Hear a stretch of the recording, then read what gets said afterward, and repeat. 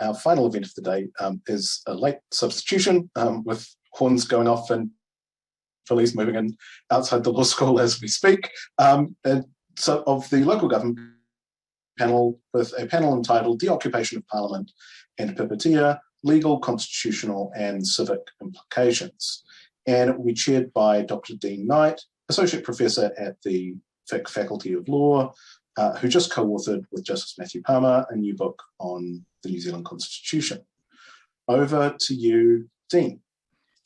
Kia ora koutou and warm greetings, everyone. So Eddie's explained the switcheroo, RIP local government, but for the local government train spotters amongst us, all is not lost. That panel will reconvene as a standalone event at a later date once things have settled down a bit, and you'll all be invited to attend. Now, the occupation of Pipitea and Parliament has been capturing, I think, much of our civic precinct and the legal heart of our university. Probably needs a little introduction.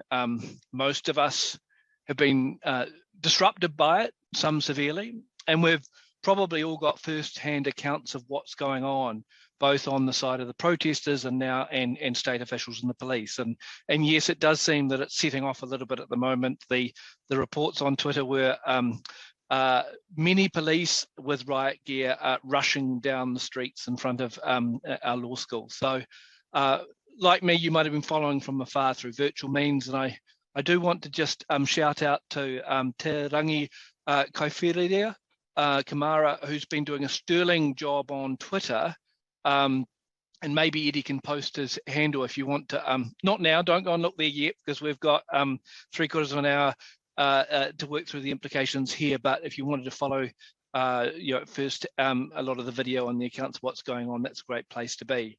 And arising out of that, I think some of us will have our own reckons, and others, and probably including myself, don't know what to think. So we're lucky to have 4 superb panelists joining us today with different perspectives, and I think different ways we might think about what's going on outside the beehive and elsewhere, and to help us try and make sense of it all, especially from a legal, constitutional and civic point of view. But before I briefly introduce our panel and kick off our conversation, I just do want to pause and acknowledge the emotional dimension of the occupation for many folk on this Zoom now, including myself. For some of it's not an easy topic, so completely understand if you need to take a moment away if the discussion proves difficult. And going with that, if we get time for audience questions at the end, just in the usual way, please approach the discussion with due empathy and consideration. So too with the questions in the chat throughout. And a special thanks to our panelists joining us or into you shortly, who come from greater distance or feel more able to engage on this. We deliberately didn't corral a team of our colleagues in to discuss this because it's difficult when you and your home is directly implicated.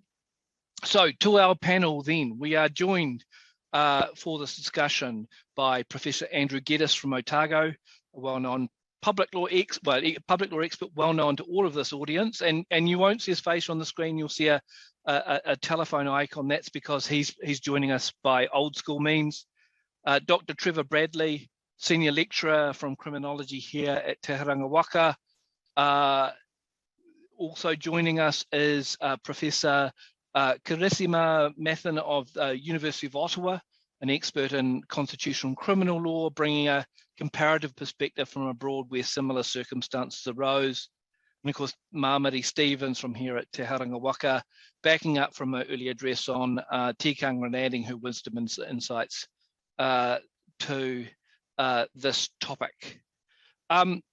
So we're going to try and run this as a conversation. I'm going to kick off with Andrew, if I may, to really share some thoughts on the human rights dimension on this protest and occupation. So I'm wondering, Andrew, kia ora, if you can walk us through the arc of legality and the tipping point between, on the one hand, protected expression and protest and enforceable lawlessness on the other. Thank you, Dean, and thank you for the invitation to be a part of this, and thank you to everyone who's continuing to listen in after what's been a probably quite lengthy but very, very interesting series of discussions today. When we're talking about protest, there isn't a defined right to protest in New Zealand. Rather, the sort of concept of protest is a nested bundle of rights. So it's including the right to freedom of expression, the right to freedom of association, the right to peaceful assembly. I mean, put all those things together and you get a protest. And this right to protest, with its sort of nested individual rights, exists until and unless it's legitimately prohibited or denied by law. So, you can protest up until the point at which it's legitimate to stop you from doing so. And the prohibitions in the current situation, what's happening in Wellington, are contained in general criminal law.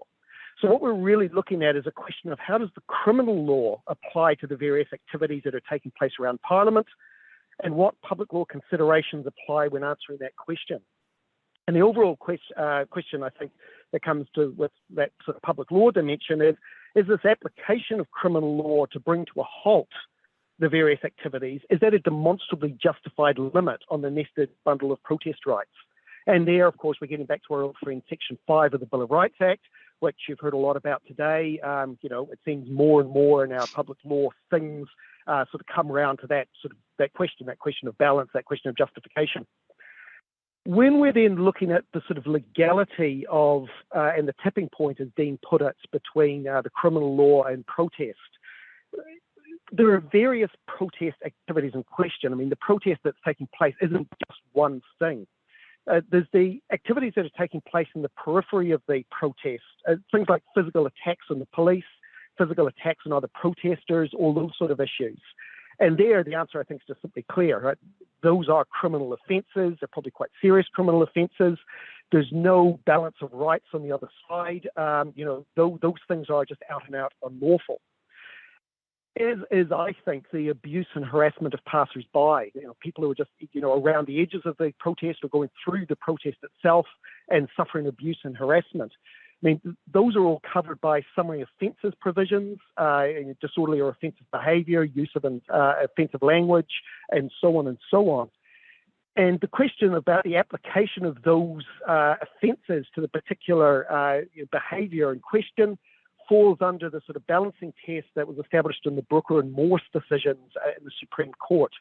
Does this form of harassment, does this form of abuse go beyond what people in a reasonably tolerant democratic society should have to put up with? In particular, given who the target is, and there where we have school children being abused, it's pretty clear that that goes beyond the pale. And when the forms of harassment and abuse tip over the line to bullying, which was in the words of Chief Justice Elias, that tips over the edge, and so on. So I think those sort of peripheral protest activities, are pretty clearly caught by the criminal law. Then we have the question of the vehicles that are, parked up. The 350 odd vehicles have just been abandoned in the street. It's a Summary Offences Act offence to block a roadway. And of course, the Wellington City bylaws prohibit the blocking of roadways as well.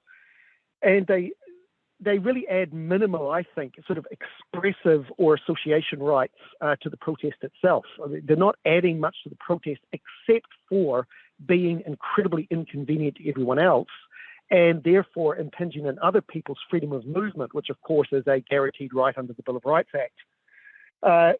The police have the power to remove these vehicles under the Land Transport Act, and it would seem to me, the use of that power would be a demonstrably justified step to take. The core protest, of course, then is the occupation of Parliament grounds itself. The ongoing occupation is a breach of Speaker's rules. However, that doesn't in and of itself make that protest unlawful. It's not a criminal offence to breach the rules that the Speaker has made for the use of parliamentary grounds. Rather, the occupation will only be unlawful if it is disorderly or offensive, again on the test of Brooker and Morse. And there you have to run through the impact that it's having on other users of the space, the impact that it's having on anyone who wants to, say, present a petition to Parliament and so on, the length of the protest and so on, and ask, has it gone beyond what people in a democratic, tolerant society ought to have to put up with?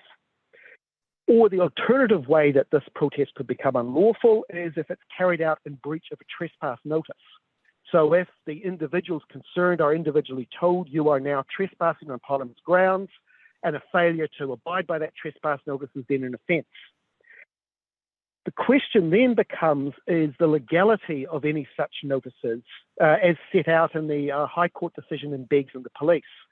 So in that decision, the High Court said that before the Speaker may issue trespass notices, it has to be reasonable to do so, taking into account the rights under the Bill of Rights Act.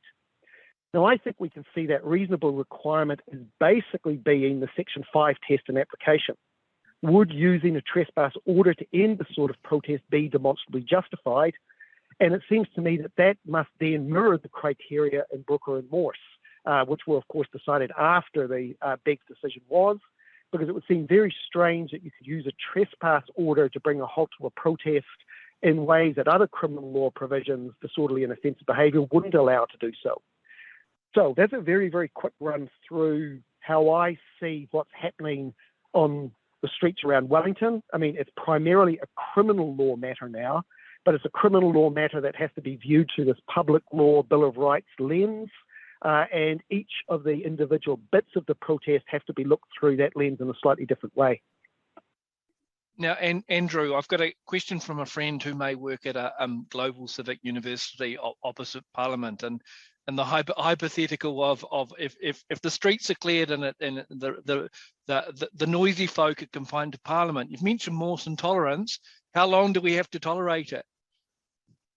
Well, it'd be an interesting question. So, if the parliamentary grounds were emptied and all the tents and stuff were taken down, it would seem to me that the protesters would have a right to go back the next day to stand on. Well, they couldn't stand on the lawn because it's been completely munted, but on the forecourt of Parliament and start the protest again. Stay there the day, leave, come back the day after. And that seems to be the sort of, quote, lawful protest that the police have in mind when they talk about trying to return us to lawful protest. So, that form of protest must still be allowed to carry on. But in order to get there, it seems to me Parliament's grounds are going to have to be completely cleared out and everyone taken off it, so that the encampment can be removed, because that strikes me that can be justifiably done under a Brooker Morse trespass type approach, and then return to what you might call your standard protest that can take place on a day-by-day basis.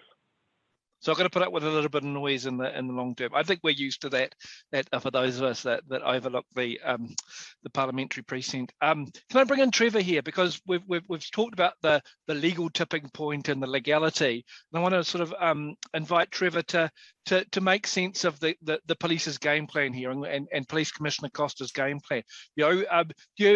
Why the slowness? Was that perhaps the legal tipping point that was worrying it, or is there a broader strategy in going through in Costa's mind? And importantly, what's your take on the virtues and the risks of that strategy? Kia ora koutou. Thanks, Dean, for the invitation, and it's great to be here. It's been a really interesting discussion so far. Well, the Commissioner's talked a lot about de-escalation strategy, but I'm not sure that's an accurate or helpful description of what the police have actually been doing. I haven't seen a great deal of evidence of de-escalation.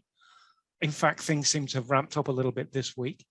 I also suspect that term is a little confusing for the public, and I think it's much better described as containment and control and management. So it's about managing the situation, and that's been punctuated by, infrequent bursts of police action like we've seen this afternoon. But I think that approach, that containment and control approach, makes sense for a number of reasons. First, the Commissioner's made a very public commitment to policing by consent. That is, policing with the public's approval.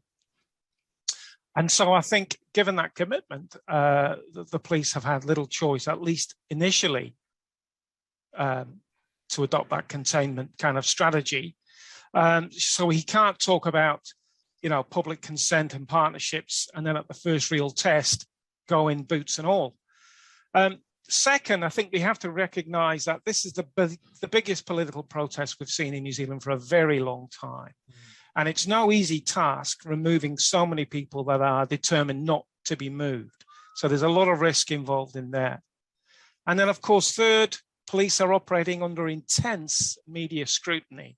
And it's all being played out live on various media outlets.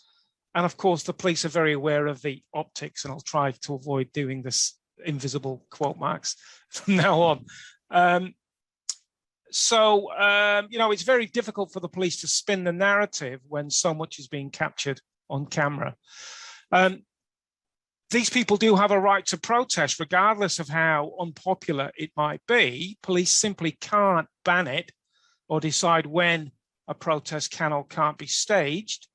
They can negotiate with organisers or the various different organisers, and they can seek to manage it as best as they can, which is the current approach, but they can't simply decide it's not going to go ahead, and it's not for the police to decide on the merits of any particular protest. So de-escalation, or more accurately, negotiated management, as it's referred to in the literature, is entirely appropriate, and it's actually one that I support. If things get really out of hand, that's when police need to be more aggressive. But even then, it has to be very carefully managed and targeted. Now, just on that note, this week, protesters have provided police with some justification for a more aggressive front approach. And there appears to be growing public support for that, particularly among Wellingtonians, and of course, particularly among the residents in that vicinity. And to an extent, we've seen that over the last few days, first with the installation of the concrete barriers and then the gradual tightening of the perimeter. And I expect we're going to see much more of that. And in fact, I understand that's happening right now. So police will concentrate on the fringes to ensure public safety and provide some reassurance, while at the same time trying to reduce the footprint. And I think perhaps their ideal is to slowly get to the point where numbers have dwindled sufficiently for police to move in without the need for any extreme violence. But to get back to the point, the strategy is about managing and containing, and I think that's the right approach until events force a rethink, or until an opportunity presents itself for the police to move in there and clear out the protest without, again, too much violence. Why it's so slow? Well, of course, we're all very wise in hindsight. I really don't think police expected this to be so large or of such long duration. Otherwise, I think more decisive action would have been taken earlier. And then certainly in previous protests, depending on the type of protest, police have acted much more quickly, and they've been much more decisive and much more aggressive. So we can think of the Arms Expo protests, some of those related to climate change. And some this week have claimed that the policing of the protest has been an abject failure, and I disagree with that. And I read some alarming opinions this week that there had been a failure of police intelligence, a failure to collect information on and track the various groups involved. In other words, a failure of police surveillance. Well, in a democracy like New Zealand, police should absolutely not be surveilling and tracking protesters or potential protesters. It's a fundamental right to express opposition and resist. So I was a little disappointed to hear those opinions. But again, on the question of speed of police action, I think there were opportunities earlier. Once the tents began popping up and it became clear that this was not going to be short-lived, police may have done something then to prevent the establishment of that camp infrastructure. Because once it was established, and with around 1,000 protesters, it became very difficult for police, who by then were very easily outnumbered and a bit overwhelmed, I think. So from that point to now, had police gone in very aggressively when the protest numbers were high, I think they'd have struggled and they would have risked losing a lot of credibility. And of course, with the adrenaline pumping and police and protesters potentially losing control, that would have created a pretty awful spectacle. And those images would have damaged New Zealand's reputation and the reputation of the police. So, Trevor, can I jump in on there, because I want to take you through, just press you a little bit on the history, because we've got a very different commissioner, and you might be able to reflect on the difference, say, between a Costa and a Mike Bush. But and Costa's already spoken about history and things like that, and the I mean, what's in the forefront of your mind in terms of if you can tune into Costa about what's animating that caution in terms of those optics, that question of legitimacy? Yeah, well, I think there's been a definite shift in the culture of policing from the top down since Costa became the commissioner. It's a shift that I'm welcomed.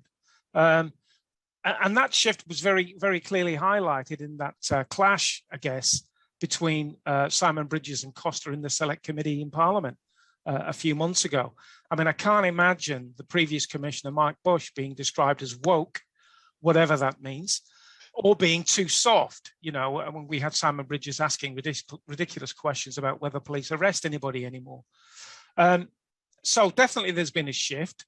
And again, I go back to that point about Costa's public commitment to policing with consent, with the public's approval.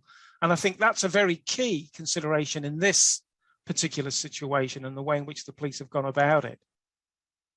And he's applied that throughout his tenure. We look at Black Lives Matter, even Destiny, the iwi checkpoints. It's been a very careful, restrained posture, hasn't it? Yeah. I mean, those COVID checkpoints were a very good example. It was a very good example of genuine partnership between iwi and police. I don't think that would have happened under Mike Bush. I think police would have demanded total control of that situation.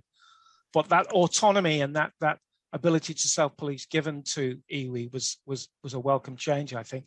And it provides some foundations for policing as we go forward in terms of greater self-policing autonomy for Māori communities. Excellent. We might be able to pick up on some of those ideas going forward, but I just want to come back to Andrew Geddes, if I may, because many Wellingtonians were calling for Costa's head over the weekend and late last week, and calls for the ministers to apply some pressure. I wonder, Andrew, can you remind us of the constitutional position on his independence when policing operational matters? Yeah, it's clearly spelled out in the Policing Act. So Section 16, subsection 2, the Commissioner is not responsible to and must act independently of any Minister of the Crown regarding the maintenance of order in relation to any individual or group of individuals and the enforcement of the law in relation to any individual or group of individuals. So, if a minister was to try to tell Andrew Costa what to do in regards to this protest, I mean, he would be legally required to say to the minister, stop talking to me about this, I can't listen to you. And the minister would be breaking the law.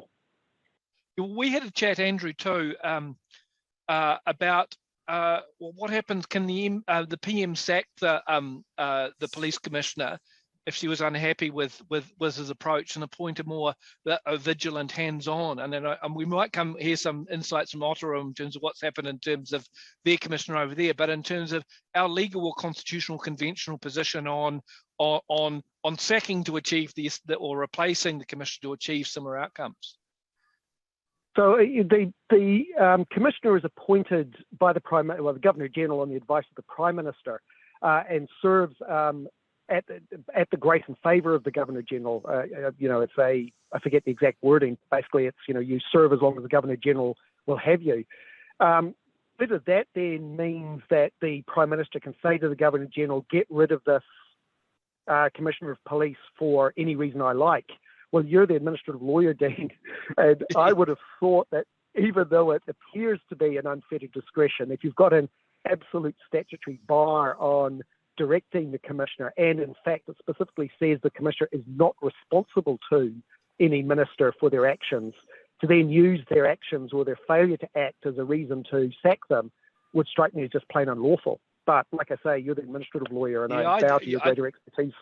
I'll jump in. I think it's serving at pleasure, isn't it? But I wonder about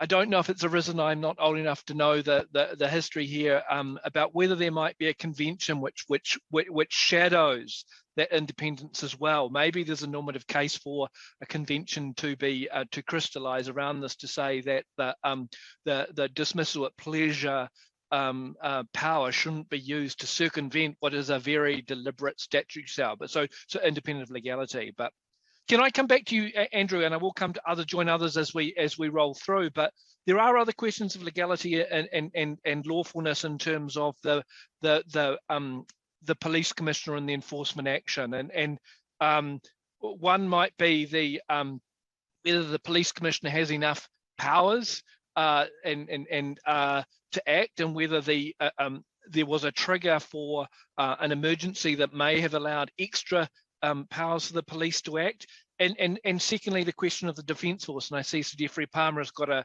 op-ed in the stuff today touching on that question of whether the Defence Force could be commissioned to assist. Andrew, do you want to speak to those 2 points? Yeah, I mean, on the emergency powers, I think the major problem would be that Civil Defence Emergency Management Act definition of an emergency doesn't seem to quite capture what's happening in Wellington.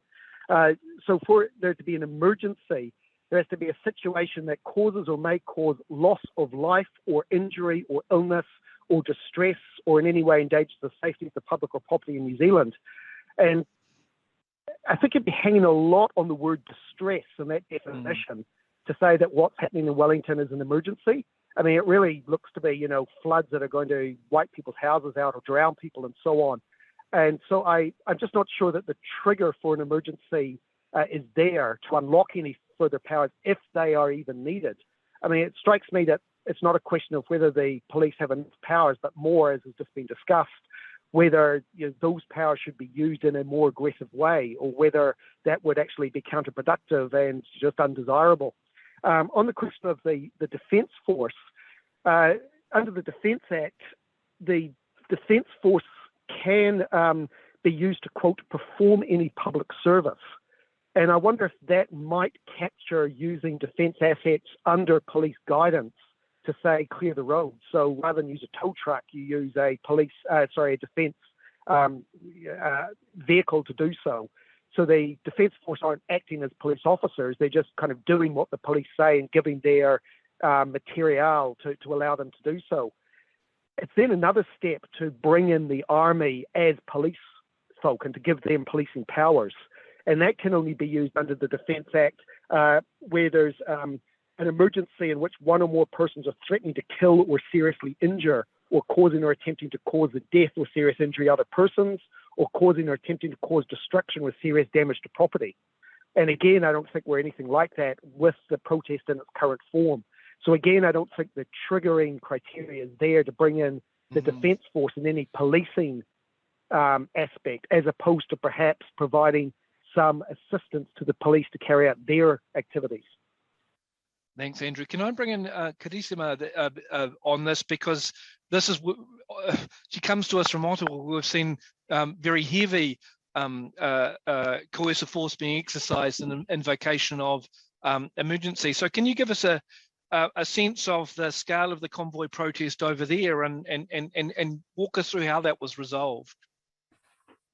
Certainly, and greetings from a frozen but thankfully more peaceful night in Ottawa.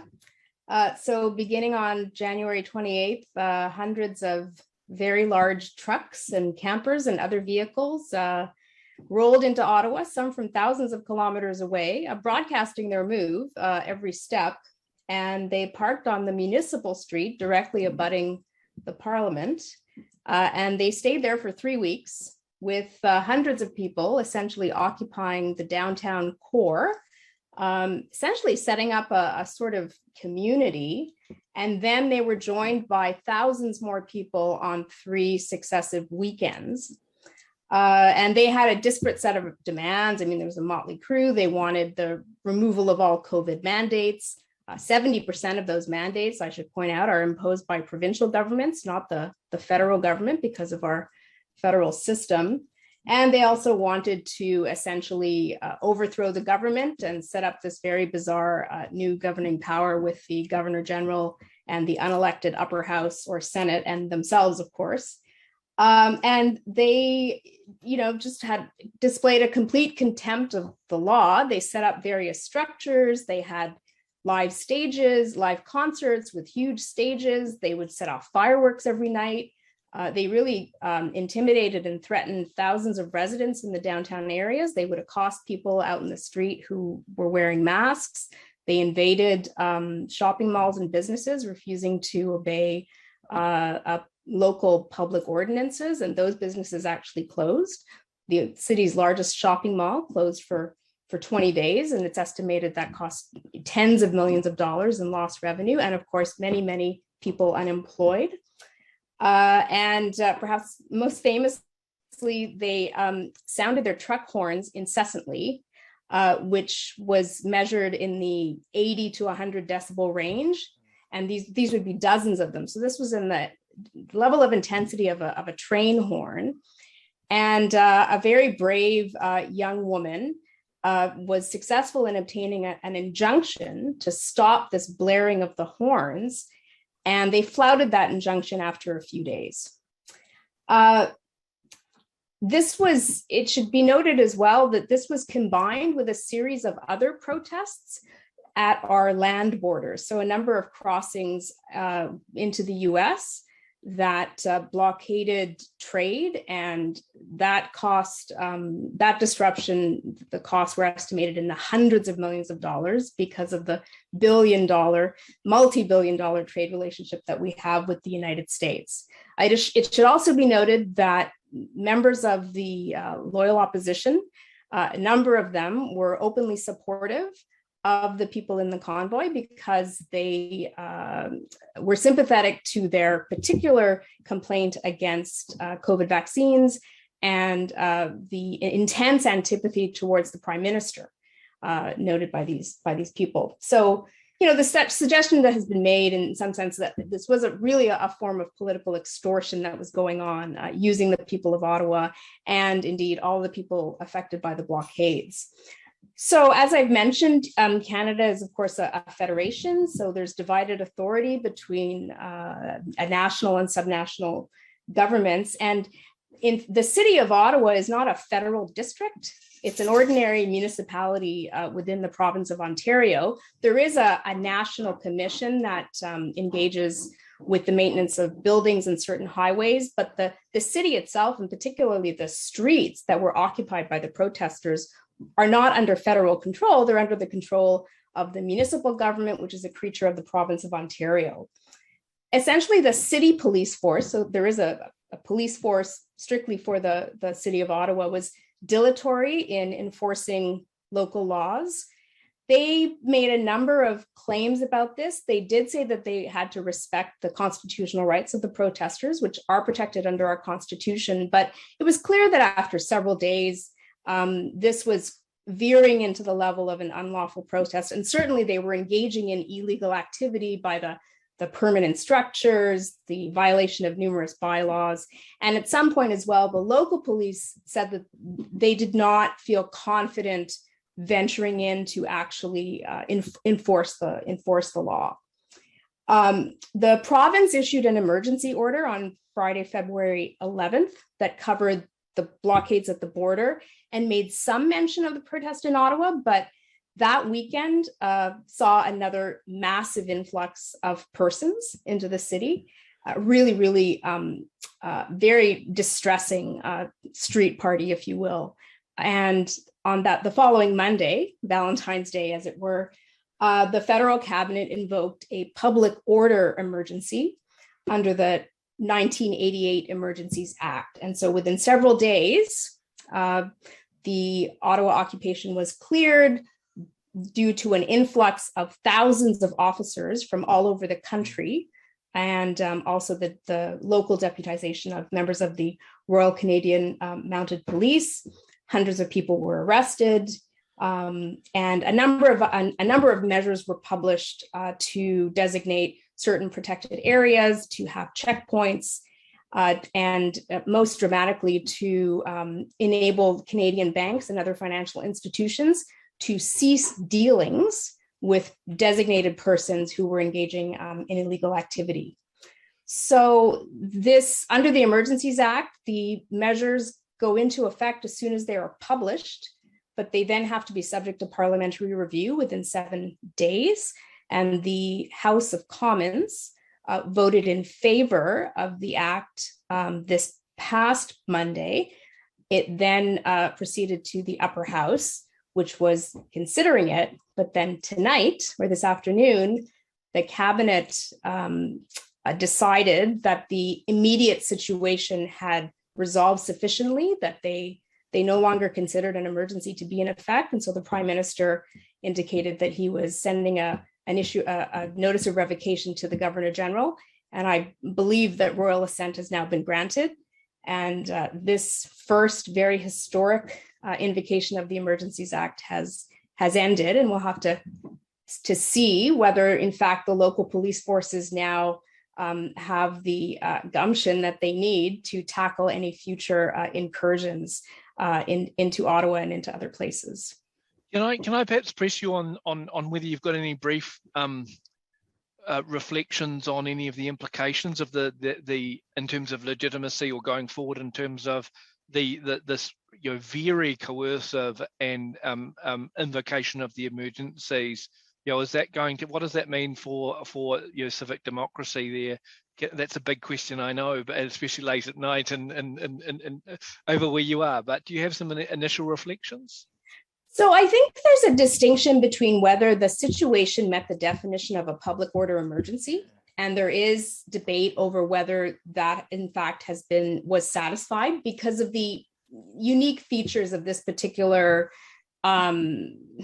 endurance test of the city of Ottawa in particular, versus the actual application of state coercive power when it happened, because the clearing of the protesters over 3 days this past weekend was done through a very slow, methodical, and I would argue markedly restrained approach by those thousands of police officers, especially when you compare it to how police forces have engaged with environmental protesters, Indigenous protesters, and so on. So I know that there have been media reports of some instances, some allegations of excessive force, which are being investigated. But there are fewer than 5 cases in which that is alleged to have happened. And, there were no shots fired, no one was killed. So it was many people remarked on how restrained the police were, and indeed the lack of any enforcement in the 3 weeks leading up to that moment is something that has been really concerning people. Now, the other part that I think is very important are these financial measures, which were taken to freeze, not expropriate, but to freeze accounts for people who were engaging in the illegal activity after the measures were published, so after February 15th. Those are in the course of being unfrozen, but of course, banks may take their own view as to whether they wish to keep dealing with, and insurance companies and so on, with people that have been designated in this way. And so we'll have to see what the outcome is of that. I think that in general, Canadians were very turned off by the blockades and the protests. They wanted them to end. They are mixed on the invocation of the Emergencies Act in particular. And what we see really is this messy pathology of Canadian federalism, where you have the orders of government kind of sloughing off responsibility for dealing with the problem. And because the main visible problem was at the borders, which is clearly federal responsibility, and the seat of the federal government, though it was not within its jurisdiction, it became the Prime Minister's problem. Because it lasted so long, because these people simply got dug in.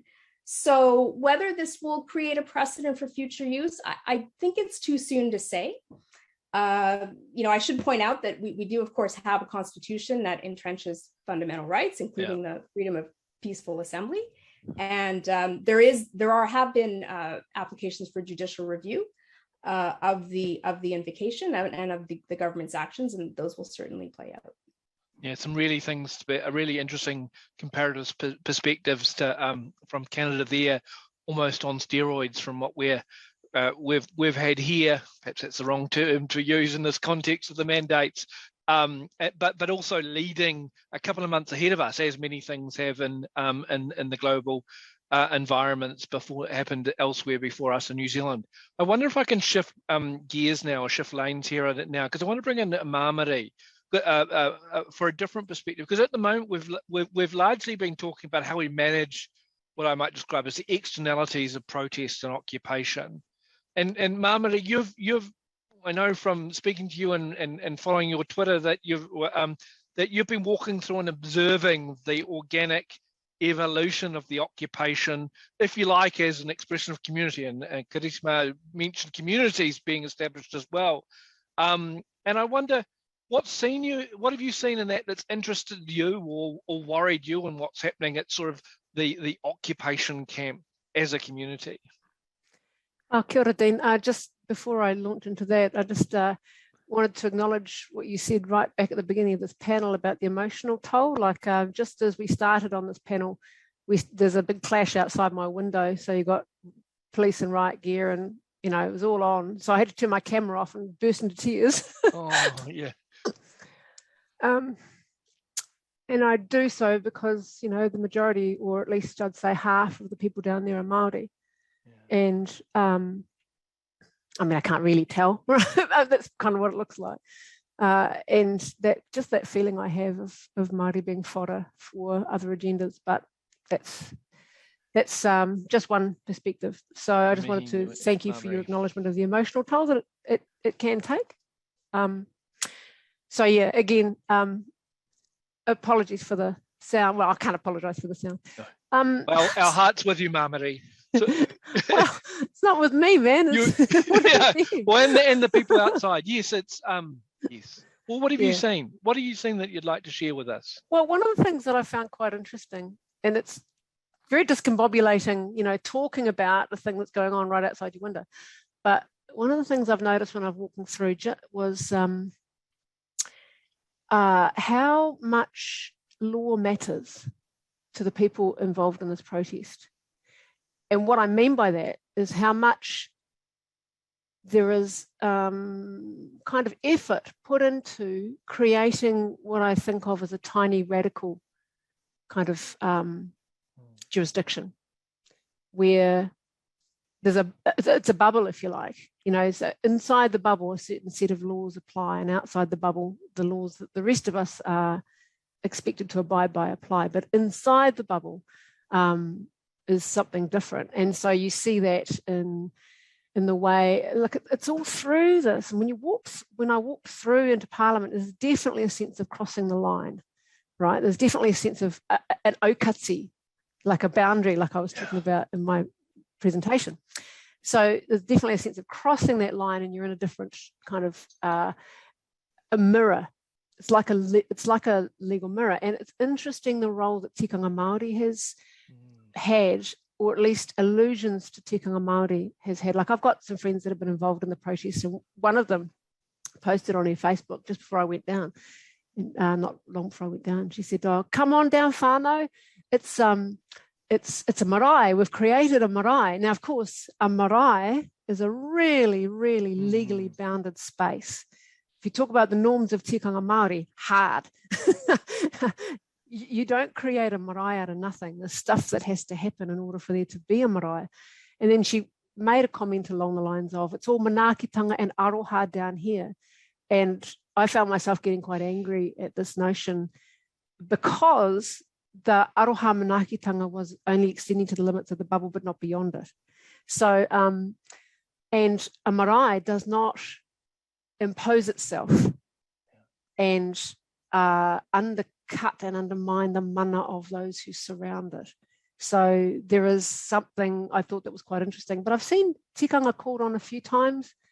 I was looking at a video yesterday of a couple of Māori seeking to serve trespass orders on the police and claiming that there was trespass in the name of Ngāti Tama, one of the iwi that has had mana whenua in this area, but haven't had the time to research the the history of Ngāti Tama before I came on, but also kind of claiming tikanga in order to be able to serve the trespass notice on the police in a direct mirror image of being served trespass notices by the authorities that be in kind of weeks gone by. So it was just really interesting. And the calling of tikanga and saying things like, tikanga is the highest law in this land, and you have to obey tikanga, without actually saying what was meant. It was a kind of like it was an appeal to tikanga without any kind of referring to the legal norms that I've spoken of. You know, what do we mean when we talk about tikanga as the high? I just walked in today just to come into the back door, and I heard somebody talk about how the police have to answer this higher law. This higher law. It's really interesting, this concept of there being a higher law that the police are breaking. And often that higher law is conceptualized, by some at least, as being tikanga. So there's this concern for legitimacy. So you have people that there's a security force and they're dressed in similar high-vis to what the cops are dressed in. You have the presentation of the trespass notices that I've mentioned. And you've got this kind of co-option of tikanga, even in the face of mana whenua who have said that there is no legitimacy and no have refused by and large to support those who are protesting. So it's really interesting. This I saw on just a reference before earlier on today where there was a suggestion that people who are staying at the protest who are camped there, they should have access to food before tourists, you know, people who have come along for a little bit of an experience, that there should be kind of passes to get kai. Passes, when the whole thing is about anti-vaccine passes, right? So it's really interesting, this kind of alternate legal reality that's being created down here. And I just, I don't know that I've got anything to add really, other than that's a really interesting kind of legal consciousness kind of situation. There's a pushback on the laws that we are all expected to abide by, but also a pushback on the norms of tikanga Māori too. And so there was a question that was asked by in the chat after my last presentation, asking about disenfranchised people. And I think what you're seeing here is, are at least some disenfranchised Māori who may not have much connection with tikanga, but who cling to it, who are clinging to it and seeking legitimacy by it, but don't actually have necessarily the language or the tools. And I'm making massive assumptions there, because some Māori I know down there are very clued up. So it's a political use.